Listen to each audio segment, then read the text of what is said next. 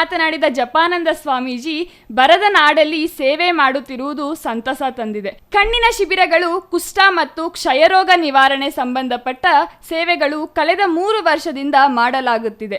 ಜಾನುವಾರುಗಳಿಗೆ ಮೇವು ಬ್ಯಾಂಕ್ ಸ್ಥಾಪನೆ ಮಾಡಿ ಪ್ರಾಣಿಗಳಿಗೆ ಅನುಕೂಲ ಮಾಡಲಾಗಿದೆ. ಬೇಸಿಗೆಯಲ್ಲಿ ಕೇರಾಂಪುರದಲ್ಲಿ ನವಿಲುಗಳ ಧಾಮದಲ್ಲಿ ನೀರು ಸಂಗ್ರಹಿಸುವ ಮೂಲಕ ಪಕ್ಷಿಗಳಿಗೆ ಅನುಕೂಲ ಮಾಡಲಾಗಿದೆ ಎಂದರು. ದೇಶದ ಈ ಜನರ ಬೆನ್ನೆಲುಬಾಗಿರುವಂತಹ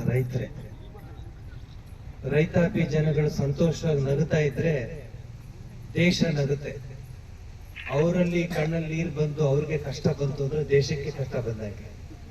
ಆದ್ರಿಂದ ದೇವರಾಜ್ ಅವರು ಇದೊಂದು ಅರ್ಥಗರ್ಭಿತವಾದ ಕಾರ್ಯಕ್ರಮ. ಇಲ್ಲಿ 100 ಜನ 1000 ಜನ ನಿಂತು ವಿಷಲ್ ಹೊಡೆದು ಗಲಾಟೆ ಮಾಡೋದೇನಿಲ್ಲ. ಮಾತು ಹೃದಯಕ್ಕೆ ಮುಟ್ಟುತ್ತೆ, ಮನಸ್ಸಿಗೆ ಮುಟ್ಟುತ್ತೆ, ಜೊತೆನಲ್ಲಿ ಒಂದು ನೆಮ್ಮದಿ ಶಾಂತಿ ತರ್ತಾ ಇದೆ. ಈ ಕಾರ್ಯಕ್ರಮ ಆಯೋಜಿಸಿದ ದೇವರಾಜ್ ಅವರಿಗೆ ಮತ್ತು ಅವರ ಎಲ್ಲ ಮಿತ್ರರಿಗೆ ಪಾವಗಡದ ರೈತರ ಪರವಾಗಿ ಧನ್ಯವಾದವನ್ನ ಹೇಳ್ತೇನೆ. ಸೇವೆಗಳನ್ನು ಗಮನಿಸಿದ ಪಾವಗಡ ತಾಲೂಕಿನ ರೈತ ಸಮುದಾಯ ಸನ್ಮಾನ ಏರ್ಪಡಿಸಿದ್ದಾರೆ. ಎಲ್ಲ ರೈತ ಸಮುದಾಯದವರಿಗೆ ಅಭಿನಂದನೆ ಸಲ್ಲಿಸುವುದಾಗಿ ಹೇಳಿದರು. ಈ ಸಂದರ್ಭದಲ್ಲಿ ಮಹಾರಾಜ್ ಜಪಾನಂದ ಜಿ, ಕೆಂಜಗಾನಹಳ್ಳಿ ಗೋವಿಂದಪ್ಪ, ಶಾಂತಿ ಮೆಡಿಕಲ್ ದೇವರಾಜು, ಗಂಗಾಧರ ನಾಯ್ಡು, ಚಂದ್ರಶೇಖರ್, ಕಮಲ್ ಬಾಬು, ವಕೀಲರಾದ ಭಗವಂತಪ್ಪ, ಕ್ವಾಟ್ಲ ಸುಬ್ರಹ್ಮಣ್ಯ ನಾಯ್ಡು, ತಿಮ್ಮಾರೆಡ್ಡಿ, ತರಕಾರಿ ಕೃಷ್ಣಪ್ಪ, ಮಳವಳ್ಳಿ ಸುಮನ್ ಇದ್ದರು.